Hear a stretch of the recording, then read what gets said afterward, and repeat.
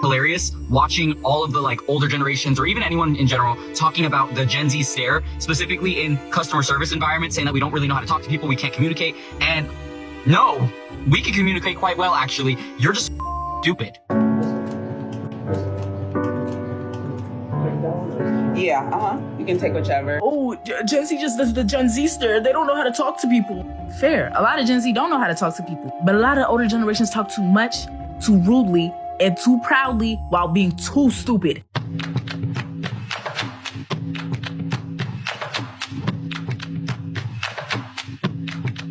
It's time! Gen Z finally has their thing!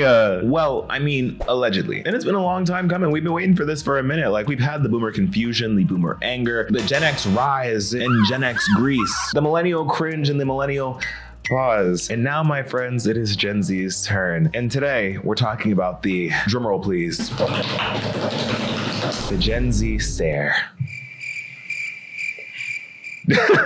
Hey guys, what's up? It's Imurgency and welcome back to my channel. Today, we are talking about the Gen Z stare. Bruh, I just seen somebody coin the term Gen Z stare, and I'm so glad somebody gave it a term because the way some people in our generation act, it's like we cracked the old generations talking about the lead paint stare, but a lot of y'all have that same exact vibe. And if this is your first time hearing about the Gen Z stare, then I truly applaud you for staying off of TikTok because it has been the source of discourse for the past 2 weeks. But if you're unfamiliar, people across social media have been talking about this Gen Z phenomena, specifically dissecting the way that Gen Z or young people socially interact in public and especially in service interactions. And the gag of this whole discourse is that a lot of people in Gen Z weren't even aware that this was necessarily even a thing. I mean, you can even see the results here in this poll that I had on my channel, and you know we got a good Gen Z audience here, okay? And here's the thing, I feel like there are a couple of things going on in this discourse right now that are making it a little bit more complicated than it needs to be, because there's been a lot of back and forth online as to what exactly the Gen Z stare means. What are people talking about when they say that Gen Z has a problem with staring or just like not really keeping up socially, and where specifically is this happening? Because I've been watching this conversation evolve over the past couple of weeks, and it really seems that like what we as Gen Z are taking this conversation to mean is different from what older generations are claiming the Gen Z stare is, when in reality I feel like both are kind of getting at the same underlying issue. So in this video, we're going to be talking about the Gen Z stare, whether it has any validity, whether or not it's an actual thing, and getting to the bottom of whether Gen Z is actually socially awkward or if the rest of the world is just that annoying.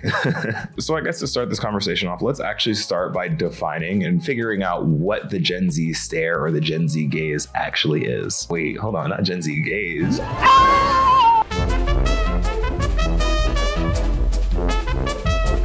Okay, mandatory cutscene aside, finding exactly what the Gen Z stare is has been pretty much the biggest topic of debate here, with older generations claiming it as being the blank middle distance stare into the void often employed by Gen Z folk, with it often being used in settings where you're being asked a question or just when you're expected to exchange pleasantries. So like think you're sitting on a bus or like a train station and someone comes up and someone sitting next to you is like, oh hey, how are you doing? And the reply is,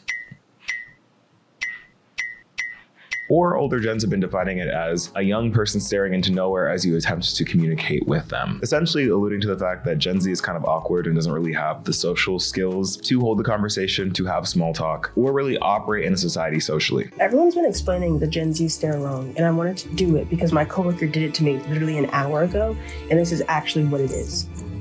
Hey, this is so-and-so. I wanted you guys to exchange numbers because we just need to be in contact about certain things. Can you exchange numbers? Is that okay? Like, do you want to do that? Or you can just give her my number. Right, yes, actually, yeah, I could do that. I just want to make sure it was okay. Like I had your permission. Yeah, that's fine. You can just give her my number because you have it already.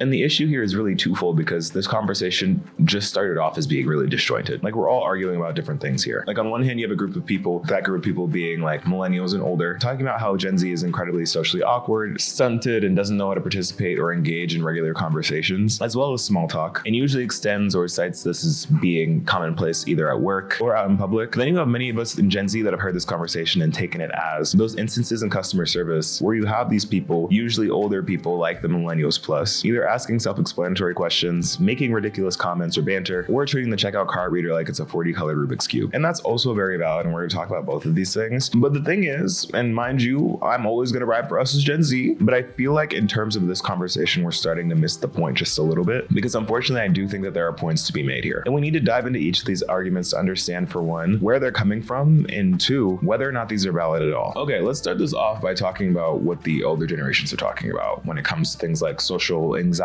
and social skills in Gen Z. And one thing that they're citing is the phenomenon of young people not knowing how to start or initiate conversations, i.e. staring at servers when they ask you how your day's going, or if they can get anything started for you, when you get a phone call, waiting until the person who called you says something first, and other just small talk interactions. Hi, welcome in. How is everyone tonight? Can I get you started with something to drink?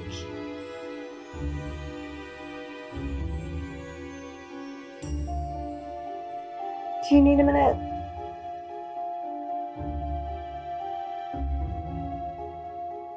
I can give you a minute. Take your time.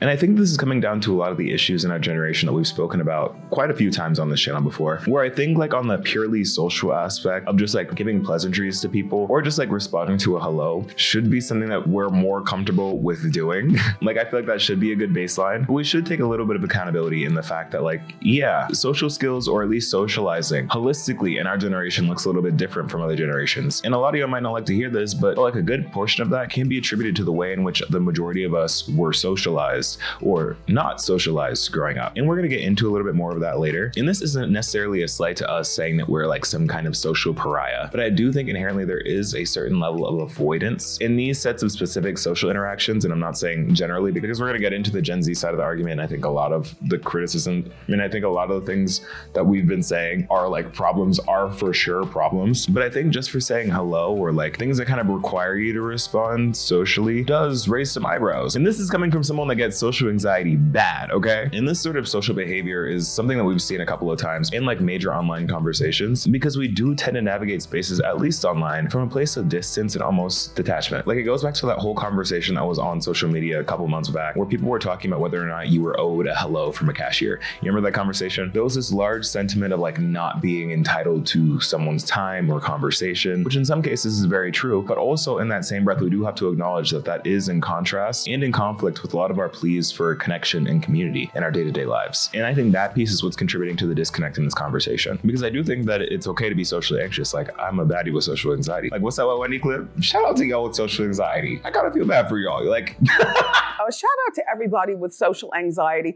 I kind of feel sorry for you.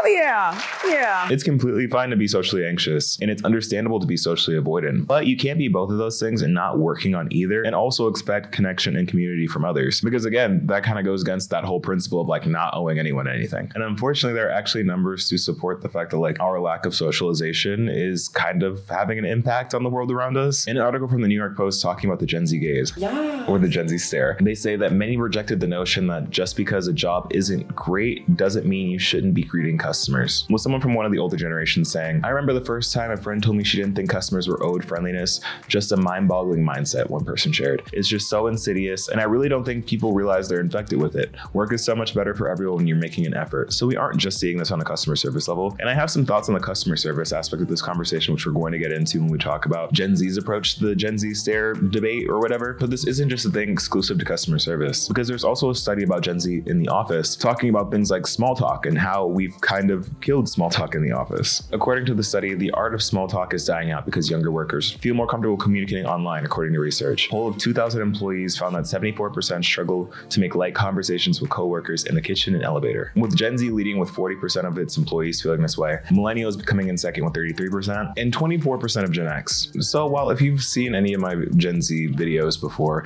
you know that I'm not a fan of the whole like Gen Z is ruining everything discourse, especially when it comes to the workplace, because I think a lot of it is kind of dramatized and sensationalized and ultimately does end up harming Gen Z more than it does like educating the populace. But I think an explanation for this that a lot of people for some reason just like don't really acknowledge as being valid is that for at least the workplace, when it comes to things like being socially awkward or like lacking these social skills, is the whole concept of remote and hybrid work kind of being the norm for a lot of Gen Z when they enter the workplace. A lot of people underplay a lot of things about the pandemic, but one thing especially that they underplay is the impact that had socially and developmentally for a whole generation of people that were just coming of age, whether that be in the workforce, whether that be as new adults, high schoolers, and for some of us, even middle schoolers. Like we really spent our formative years in Zoom calls, where oftentimes participation and responses were optional. So when you go through that during your developmental stages and that becomes more normal, of course, like when you grow up or go into different settings, that's going to impact how you show up in the world. So you can't necessarily put all the blame for people, at least on the workspace, for a work culture that they did not grow up in or have experience with. Now, what I will say, because I see a lot of my older generation viewers getting a little frustrated with me being like, oh, this isn't unique to y'all, everyone's had to go through their own thing. I will say, I do think that we as Gen Z need to put a little bit more effort into correct that behavior, because I think a lot of times in these conversations, we address and we understand where it's coming from. You know, like most things, an explanation is not an excuse. And there isn't as much conversation around changing the narrative or changing the actual behaviors to cause people to paint these narratives. So I think what the challenge is for us, which I will say is not fair and sucks. It sucks. It's not optimal at all, which is really unfortunate. But the challenge for us is going to have to be becoming more comfortable with being uncomfortable, especially in these social interactions. And before I get jumped from people with extreme or extenuating cases where they're either at their wit's end or have other contributing factors as to why social interactions are a little bit more awkward or a little bit more difficult for them, I don't mean this to be widely applicable to every single case, but for your average person, it would not be death-inducing to venture outside of what is considered to be comfortable socially and trudge through small talk. Now, with that said, older gens, we do have to have a talk.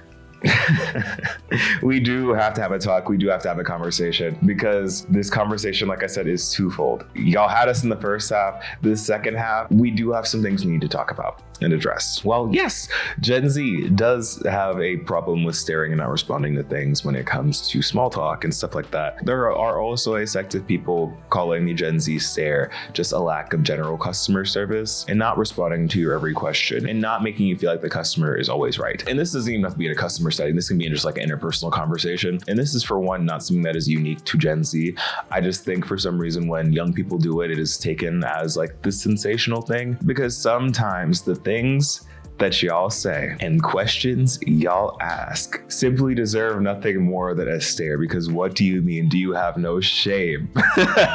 In a quote from the New York Post, naturally, many service workers who are guilty of the Gen Z gaze defended themselves and reminded the internet that their jobs suck. No disrespect, but if you have to deal with the insane amount of absolutely effing brain dead people you've met in your life for 8 hours a day, 5 days a week, you would do this, and people have been doing this since jobs as a concept were invented, wrote one person on X. But people really underestimate the types of questions or just comments that people make on a day-to-day basis that do not warrant anything but a stare. Because if you respond the way you want to respond to that question or comment, you are then in the wrong. So all you can do is,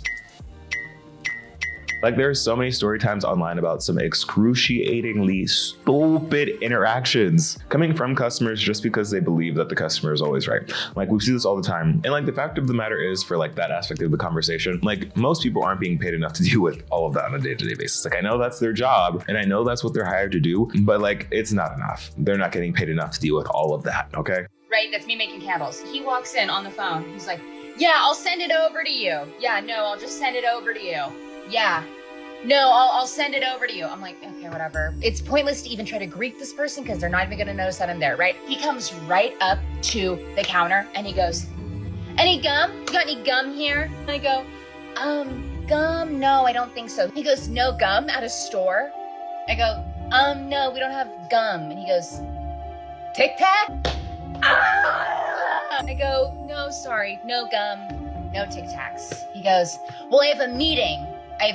Do you have gum? What? And then he goes over to the candy section, right? The infamous Haichu section, and he goes, Haichu? As if that's something? I go, yeah, Haichu. He goes, as if to be like, I caught you. You're a dummy at your job. I found gum. And let me tell you something. People are always quick to call Gen Z entitled. They're so quick to be like, oh, Gen Z is so entitled to this and that. But we need to also have the conversation about how there's also a rising entitlement in older generations as well. Like everyone feels really entitled. And this goes mostly for Gen X and boomers, like millennials. Sister, I love you. Don't get it twisted. I know you've been mentioned a couple times, but Gen Z and millennials, we go together real bad. I think, yeah, a lot of people in the older generations have a life where at some point they're able to afford a house, kids, and an education all with one job. And it didn't even have to be super high paying. Now for most of us, and this isn't just a Gen Z thing, I think that Gen Z just feels it more because this is all we got and we're newer entering all this. We don't and can't aspire to those same things anymore. So yeah, people aren't going to be as invested in their job because they know the job is going to help them get by, but it's not going to help them get the life that they want. Because most people's single jobs don't pay for a living wage or for the lifestyle they need anymore. Hey, how's it going? Good, how are you? I just wanted to get a decaf Vietnamese iced coffee with oat milk, if that's all right. So we actually don't have any decaf coffee, and I can also only do the Vietnamese with sweetened condensed milk. Okay, I mean, like, I always, like, come in and order, like, the same thing. So, like, and they've done decaf for me before, so I just, like, would really like a decaf Vietnamese iced coffee with oat milk. I just don't understand, like, I have ordered that before here. Right, so we'd never had decaf coffee. But I have gotten it before, multiple times, so.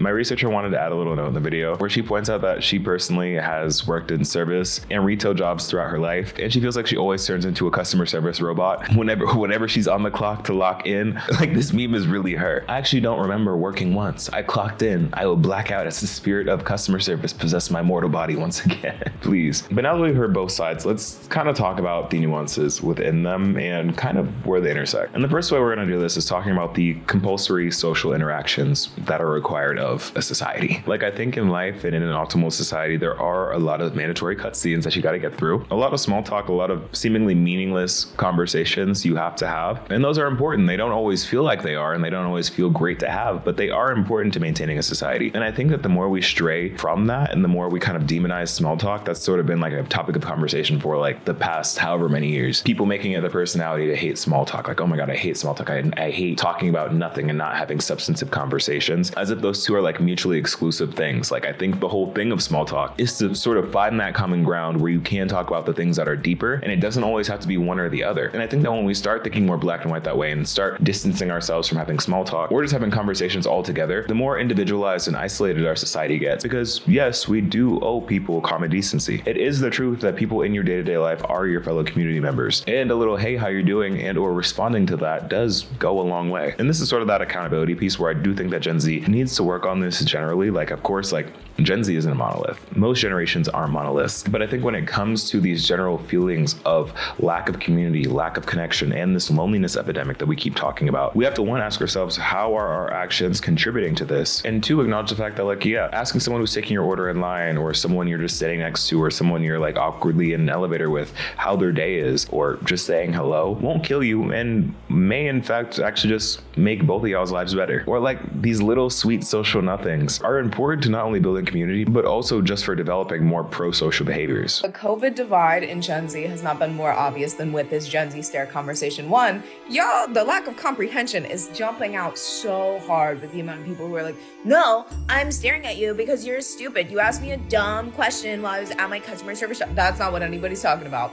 That's not, and if you had comprehension skills, you would be able to tell, right? But also, the whole, oh, well, I don't owe anybody a conversation. I don't owe you small talk.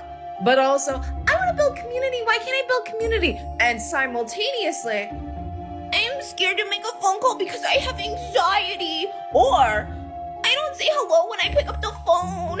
That's not my job. I don't owe you a greeting. And y'all know I love to add a little figure to my claims. Like there's actually some science supporting the fact that like small talk and like conversing with people, even in these seemingly insignificant places, does have a positive impact on your health. There was an experiment done years ago in the Journal of Experimental Psychology where Chicago Metro train commuters were instructed to either have conversations with people who sat next to them or to just sit in silence and enjoy their solitude. And another group was kind of instructed to just like do whatever came naturally to them. And the research found, according to this cut article, that of the three groups, those in the conversation condition reported the most positive train ride, and those in the solitude condition reported the most negative. Among those who talked, the longer the conversation, the better the ride. So while this doesn't show cut and dry that like, yeah, talking to people always makes your life 100% better, there have been some experiments done to support the notion that like, yeah, talking to people and engaging in conversation does make you feel better. And I think in a society where people are increasingly lonely and are increasingly lacking that form of connection in their day-to-day lives, that could mean the world. And kind of on that point and expanding on something that I said a little bit earlier in this video when it comes to like owing people things and the whole notion of like community and like loneliness and all that, I do think that it's really contradictory for people to feel like they owe people nothing. Like I really don't like that whole notion, that whole conversation talking point that like we don't owe people this, we don't owe people that, we owe people nothing. Like I think that it bothers me because of the contradiction. Like to feel like we owe each other nothing, but to also expect so much of others when it comes to things like community, accountability, and grace. Like we see this all the time with the way the internet culture has evolved to become more so punitive of people. Like if none of us truly owe anyone anything, then we also can't expect people to owe us any grace when we do mess up or we are having a hard time. Nor can we expect any accountability from people we do or don't know. Because with the logic of us not owing each other anything, they don't owe us that either. And that extreme concept of detachment and not owing each other anything is just super individualistic and is the antithesis of community. Like you really can't have it both ways. And I'm not saying that it's okay to like not have accountability and not give people grace and all that when it comes to like not owing people things. I'm just saying that, yeah, again, you can't have it both ways. And in my opinion, we should at least owe each other some level of decency,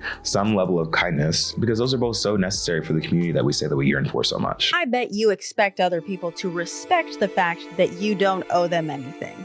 Well, they don't owe you the respect of them not owing you anything, because they don't owe you anything either. Yes, it is true that you are owed nothing, but it also means that you are owed nothing. So you don't get to be mad or annoyed by anything anyone ever does, ever, including talking about the Gen Z stare, because you don't get to have an expectation that people will not talk about the Gen Z stare. And this also means you are not owed being welcome in society. So if you're not willing to do what society has deemed is the bare minimum to be a society, which in general is just like acknowledging and treating other human beings as human beings. And really quick, let's take a break from like the whole accountability piece for a second and talk about this need to identify generational quirks. Because when we talk about the Gen Z stare, we talk about all the other generational quirks that have been going on for other generations. Like we have to talk about like, why do we do that? Like why is that a thing? Like I said before, the millennial pause, the Gen Z shade, the Gen X entitlement, and so on and so on. Like I feel like online we itch, we urge, we want to catapult ourselves into having these hallmark generational identifiers for each other that seem to explain or like point out behavior. And I'm just like,